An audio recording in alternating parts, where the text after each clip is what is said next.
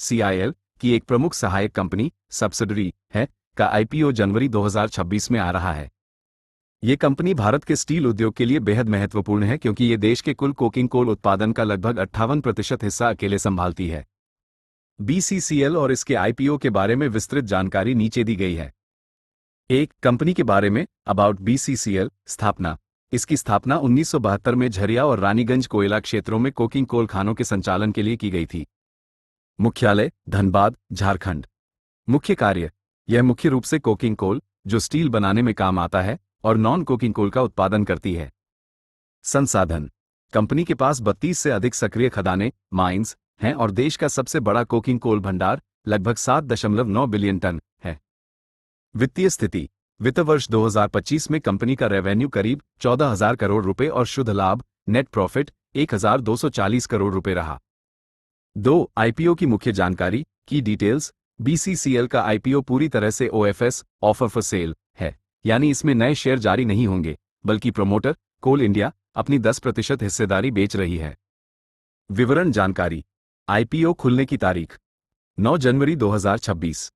IPO बंद होने की तारीख 13 जनवरी 2026। प्राइस बैंड 21 रुपये से 23 रुपये प्रति शेयर। लॉट साइज 600 शेयर, न्यूनतम 13,800 रुपये। निवेश लिस्टिंग की तारीख 16 जनवरी 2026। संभावित कोटा रिटेल निवेशकों के लिए 35% आरक्षित विशेष छूट। कोल इंडिया के मौजूदा शेयरधारकों के लिए 10% कोटा आरक्षित है और कंपनी के कर्मचारियों को 1 रुपया प्रति शेयर की छूट मिल रही है। 3. निवेश के लिए विश्लेषण, क्या ये सही है? सकारात्मक पक्ष प्रोज, सस्ता मूल्यांकन वैल्यूएशन 21 रुपये -23 का भाव काफी आकर्षक लग रहा है।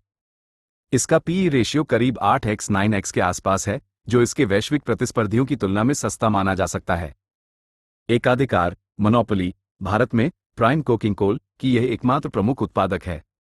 स्टील सेक्टर की बढ़ती डिमांड से इसे सीधा फायदा होगा। डिविडेंड PSU कंपनियों की तरह BCCL से भी अच्छे डिविडेंड लाभांश की उम्मीद की जा सकती है।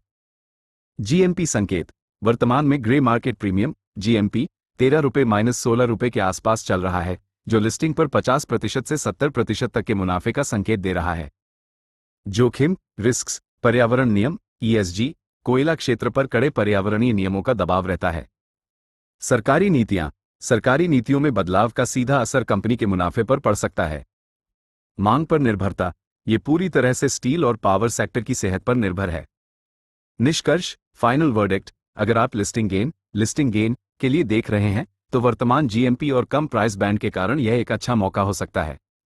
लंबी अवधि के निवेशकों के लिए यह एक डिविडेंड यील्ड स्टॉक साबित हो सकता है, लेकिन इसमें बहुत तेज ग्रोथ मल्टी-बैगर ग्रोथ की उम्मीद कम रखनी चाहिए क्योंकि यह एक मैच्योर सरकारी कंपनी है।